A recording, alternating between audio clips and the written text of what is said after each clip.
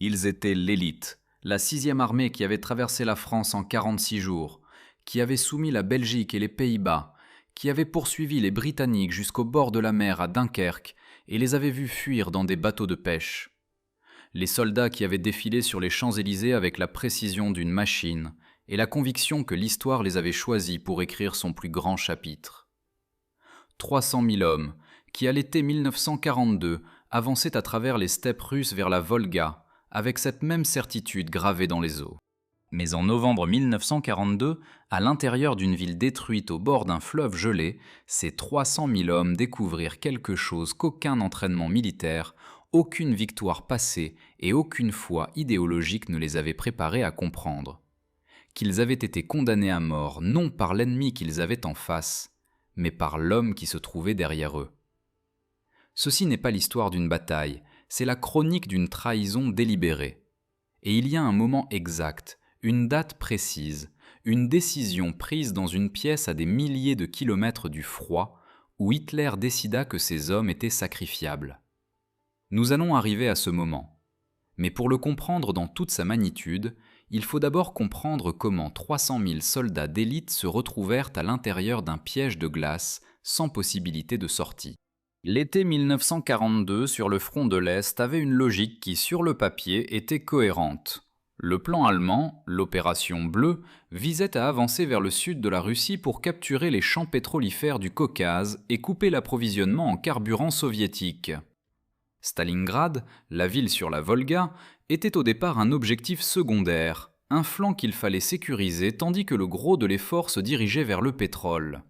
Mais quelque chose se produisit en chemin entre la logique stratégique et la réalité du champ de bataille, quelque chose qui n'arrivait pas pour la première fois dans l'entourage de Hitler et qui ne serait pas la dernière. La ville portait le nom de Staline et cela, pour Hitler, transforma ce qui aurait dû être une opération de flanquement en une obsession personnelle qui commença à distordre toutes les décisions subséquentes. Prendre Stalingrad n'était pas seulement un objectif militaire, c'était un symbole, un coup direct au prestige du dirigeant soviétique, une victoire que Hitler voulait avec l'urgence irrationnelle de celui qui confond la propagande avec la stratégie. La 6e armée, sous le commandement du général Friedrich Paulus, entra dans Stalingrad en août 1942, s'attendant à une conquête rapide. Ce qu'elle trouva fut tout autre chose.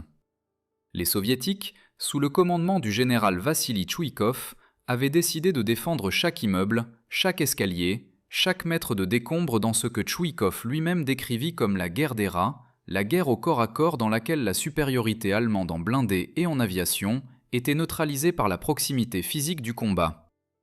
Un soldat allemand se souvenait qu'avancer de 100 mètres pouvait coûter une semaine et la moitié d'une compagnie. Le rythme de conquête qui avait fonctionné en France et en Belgique était ici impossible.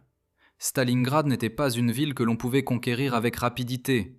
C'était une ville qui vous consumait, qui vous engloutissait dans ses ruines et vous obligeait à vous battre pour chaque cave avec la même intensité que d'autres armées employaient pour conquérir des provinces entières. Tandis que la 6e armée s'épuisait à l'intérieur de la ville, dans cette guerre d'usure impossible, les planificateurs soviétiques faisaient quelque chose que les Allemands ne faisaient pas avec suffisamment d'attention. Regarder la carte dans son ensemble. Les flancs du grand saillant allemand qui entourait Stalingrad étaient protégés non par des divisions allemandes, mais par des armées roumaines, hongroises et italiennes. Des forces alliées avec un équipement inférieur, une motivation plus fragile et des positions défensives que les propres officiers allemands avaient cataloguées comme inadéquates dans leurs rapports internes. Des rapports qui remontèrent la chaîne de commandement et qui, à un certain point du chemin, rencontrèrent la résistance que rencontrait toujours toute évaluation qui ne coïncidait pas avec les attentes du Führer. Le 19 novembre 1942, l'armée rouge lança l'opération Uranus. Ce ne fut pas une attaque contre la ville. Ce ne fut pas une tentative de renforcer les défenseurs de Stalingrad par le front. Ce fut quelque chose de complètement différent et de considérablement plus élégant du point de vue stratégique. 2 groupes de forces soviétiques attaquèrent simultanément les flancs du saillant allemand, exactement là où se trouvaient les armées alliées les plus faibles, et avancèrent en tenaille depuis le nord et depuis le sud, avec une rapidité qui en 72 heures transforma la situation de manière si radicale que les officiers allemands qui recevaient les rapports ne pouvaient pas initialement y croire. Le 22 novembre, la fermeture de la tenaille soviétique se compléta près de Kalach, la 6e armée. 300 000 hommes.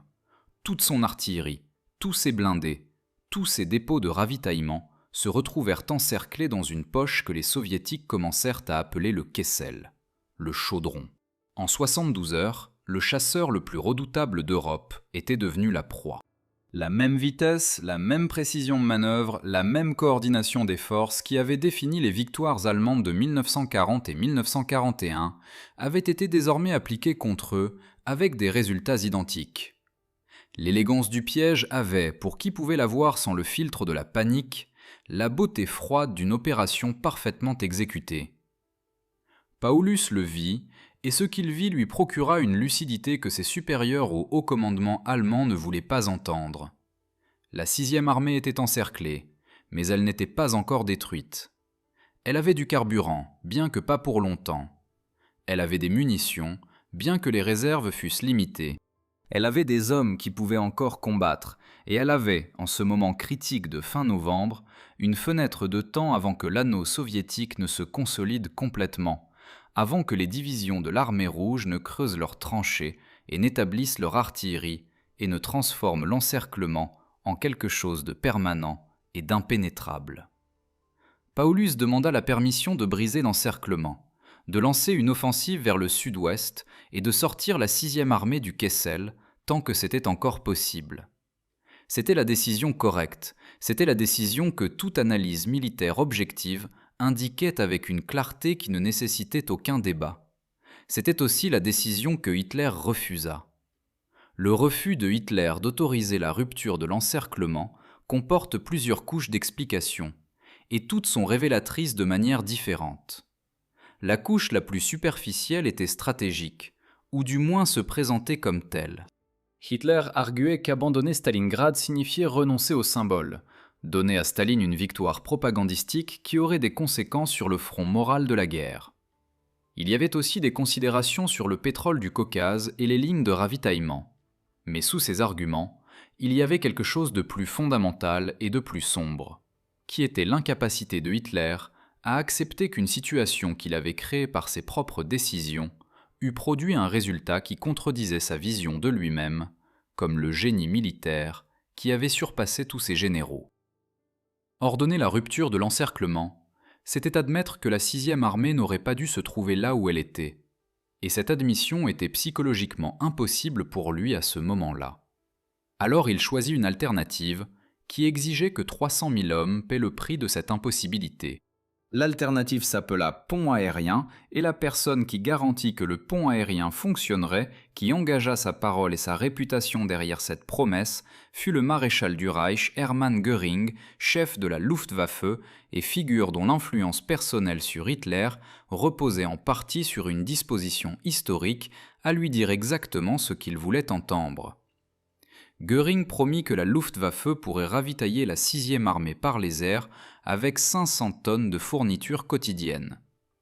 Les généraux qui s'y connaissaient en aviation savaient que c'était impossible. Le propre général Hans Jeschonnek, chef d'état-major de la Luftwaffe, avait calculé que la flotte de transport disponible pouvait acheminer dans le meilleur des cas 150 tonnes quotidiennes dans des conditions idéales. Et les conditions au-dessus des steppes russes en hiver n'étaient pas des conditions idéales selon quelque définition possible que ce soit du terme. Ces calculs parvinrent à la connaissance de Hitler. Ils ne changèrent rien. Ce qui arriva effectivement à la 6e armée pendant les semaines du pont aérien fut l'un des épisodes les plus grotesques de la logistique de guerre du XXe siècle. La moyenne réelle de ravitaillement livré oscillait entre 70 et 100 tonnes quotidiennes les meilleurs jours, une fraction de ce qui était nécessaire pour maintenir opérationnelle une force de cette taille. Mais au-delà de la quantité, il y eut un problème de contenu que les soldats à l'intérieur du Kessel se rappelleraient le reste de leur vie avec un mélange d'incrédulité et de fureur que le temps ne parvint pas à atténuer. Parmi les cargaisons qui arrivèrent à l'intérieur de l'encerclement, on documenta des quantités de poivre et d'autres épices que personne n'avait demandées et pour lesquelles personne n'avait d'usage quand le plus urgent était de la farine, de la graisse et de la viande. Arrivèrent des journaux vieux de plusieurs semaines avec des nouvelles qui n'avaient aucune pertinence pour des hommes qui mouraient de froid. et arrivèrent, dans une livraison qui devint le symbole de la distance entre le Reich et ses soldats, des milliers de préservatifs. Pas de bandage, pas de morphine, pas d'antibiotiques, pas de ration d'urgence, des préservatifs. Les soldats qui les reçurent au point de distribution à l'intérieur du Kessel ne trouvèrent pas de mots à ce moment-là pour décrire ce qu'ils ressentaient. Certains l'écriraient plus tard dans les lettres qu'ils purent envoyer tant que la possibilité dura.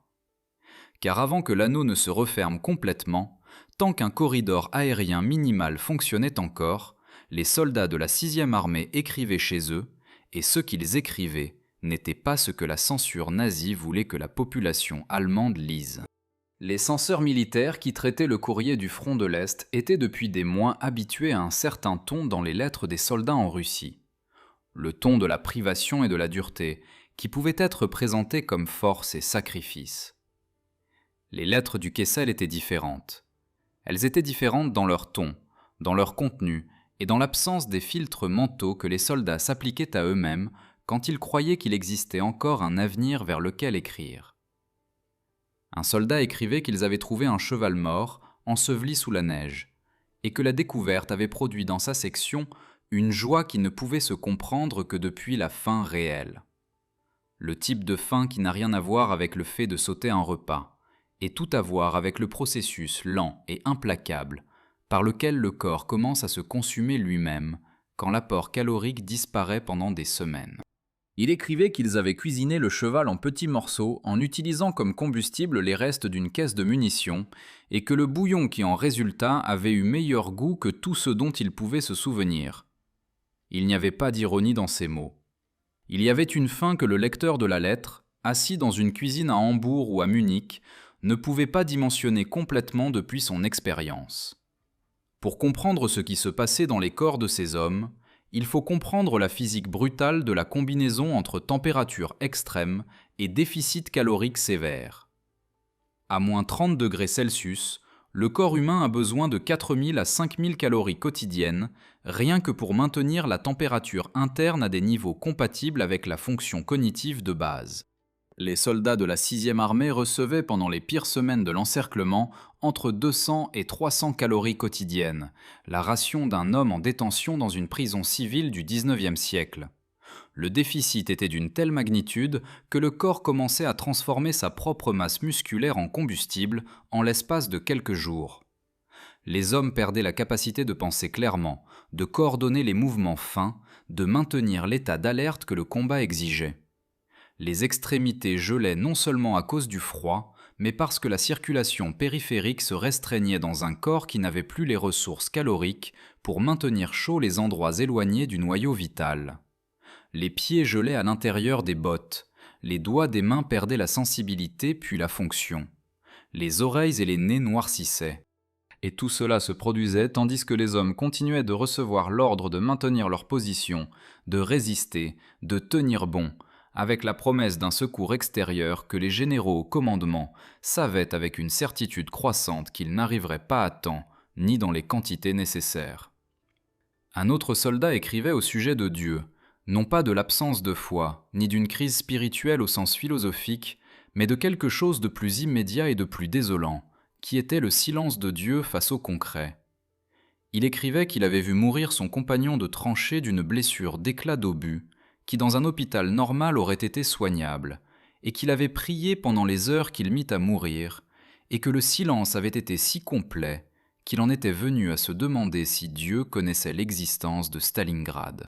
La question n'était pas rhétorique, c'était la question authentique d'un homme qui avait grandi dans une culture qui lui avait enseigné que la foi était réciproque d'une certaine manière, que la souffrance avait un sens au sein d'un ordre qui pouvait être compris, sinon toujours compris complètement, et qui maintenant était assis dans une cave gelée avec un cadavre à côté de lui, incapable de trouver aucun ordre reconnaissable dans ce qui l'entourait. Ces lettres furent confisquées par la censure militaire, elles furent classées comme défaitistes. Elles n'arrivèrent jamais à leur destinataire, leurs expéditeurs non plus n'arriveraient pas. Il y eut une tentative de sauvetage. En décembre 1942, le groupe d'armée Don, sous le commandement du maréchal Erich von Manstein, lança l'opération Tempête d'hiver, une offensive blindée destinée à ouvrir un corridor vers le Kessel depuis l'extérieur. Les forces de Manstein arrivèrent à environ 40 km du périmètre de l'encerclement. la distance la plus proche que n'importe quelle force allemande atteindrait jamais. Paulus savait qu'ils étaient là. Il pouvait entendre le son des canons de Manstein les jours de vent. Et Paulus savait aussi que s'il lançait une offensive depuis l'intérieur du Kessel vers le sud-ouest, en même temps que Manstein poussait depuis l'extérieur, il existait une possibilité réelle de rupture, que les deux groupes de forces se rejoignent en un point quelconque entre les 40 km qui les séparaient et ouvrent un couloir par lequel au moins une partie de la 6e armée pourrait s'échapper. Cette opération avait un nom de code, Opération Coup de tonnerre, et Paulus demanda à nouveau l'autorisation de l'exécuter. Hitler refusa à nouveau. La justification restait la même, que la 6e armée devait se maintenir à Stalingrad comme une forteresse qui fixerait les forces soviétiques et protégerait le flanc des opérations dans le Caucase. C'était une justification qui exigeait d'ignorer plusieurs faits gênants, parmi lesquels que la 6e armée encerclée ne fixait pas les forces soviétiques de manière productive, mais était détruite de manière progressive et irréversible. Manstein, sans le soutien d'une rupture depuis l'intérieur du Kessel, ne pouvait pas franchir les 40 km restants, contre une résistance soviétique qui se renforçait continuellement. L'opération de sauvetage s'arrêta, puis recula, et en janvier 1943, avec le périmètre du Kessel se contractant sous la pression soviétique et les hommes mourant de froid et de faim en quantité que les rapports internes de la 6e armée ne tentaient plus de dissimuler, arriva depuis le quartier général de Hitler la décision qui révélait avec la clarté la plus brutale possible comment la situation avait été évaluée depuis le début. Hitler promut Friedrich Paulus au rang de maréchal de camp. C'était une promotion qui, en circonstances normales, aurait représenté le sommet d'une carrière militaire, le plus grand honneur que l'armée allemande pouvait conférer. Dans les circonstances du 2 février 1943, avec la 6e armée en cours de reddition finale et Paulus piégé dans le sous-sol du grand magasin Univermag au centre de Stalingrad, entouré par les forces soviétiques à quelques mètres de sa position, la promotion était tout autre chose. C'était un message chiffré dans le protocole militaire, avec une clarté qui ne nécessitait aucune traduction pour quiconque connaissait l'histoire de l'armée allemande. Aucun maréchal de camp allemand n'avait jamais été capturé vivant par l'ennemi. La promotion était un ordre. C'était l'ordre de tuer Paulus, ou de faire en sorte que Paulus se tue lui-même. Hitler s'attendait à ce que le nouveau maréchal de camp prenne son pistolet, sorte de son sous-sol vers les derniers mètres de combat de la 6e armée et meure de manière à ce que sa mort puisse être présentée à la population allemande comme le sacrifice héroïque d'un commandant qui avait choisi la mort plutôt que le déshonneur. Paulus ne le fit pas. Friedrich Paulus, l'homme qui avait suivi les ordres pendant tout l'encerclement alors que son propre jugement lui disait que ces ordres condamnaient ses hommes, choisit en ce point final de ne pas suivre l'ordre implicite contenu dans sa promotion. Le 31 janvier 1943, le tout nouveau maréchal de camp Friedrich Paulus se rendit aux soviétiques dans le sous-sol de l'Univermag. Il sortit de ce sous-sol avec le visage d'un homme qui n'avait ni dormi ni mangé depuis des jours, qui avait continué de recevoir les communications radio de Hitler, tandis qu'autour de lui les derniers défenseurs de ce qui avait été la 6e armée mouraient de blessures, de froid et de faim, dans les décombres d'une ville qui n'aurait jamais dû être le théâtre d'aucune des choses qui s'y étaient produites. La reddition de Paulus fut présentée par la propagande nazie comme une trahison. Goebbels construisit autour de Stalingrad un récit de sacrifices héroïques de soldats morts pour l'Allemagne dans la forteresse de leur position, qui fut consommé avec la fidélité que l'épuisement moral produit chez les populations qui vivent depuis trop longtemps à l'intérieur d'une machinerie informationnelle qui ne laisse de place à aucune autre version des faits. Mais avant la reddition finale, dans les dernières semaines de janvier 1943, quand le périmètre du Kessel s'était contracté au point que les hommes qui restaient pouvaient entendre les tirs soviétiques depuis n'importe quelle direction où ils regardaient, les soldats qui avaient encore la capacité physique d'écrire continuaient de le faire. Les dernières lettres qui sortirent du Kessel à bord des avions de la Luftwaffe, qui désormais ne venaient plus que récupérer des blessés et du courrier, étaient différentes même des lettres précédentes, qui avaient déjà été différentes de tout ce que la censure avait l'habitude de traiter. Un sergent écrivait à son père un homme qui avait combattu lors de la Première Guerre mondiale, et lui demandait si ce qu'il avait vécu dans les tranchées de Verdun et de la Somme avait ressemblé à cela, s'il avait eu ce même sentiment d'être un numéro dans un calcul que quelqu'un avait fait loin de là, et dans lequel la vie des individus concernés par le calcul n'importait pas plus que les unités dans une colonne d'une feuille de papier. La lettre fut confisquée, elle n'arriva jamais au père. Ce que le père reçut fut la notification officielle. Des 300 000 hommes de la 6e armée qui restèrent piégés dans le Kessel de Stalingrad en novembre 1942, environ 91 000 parvinrent à se rendre vivants dans les premiers jours de février 1943.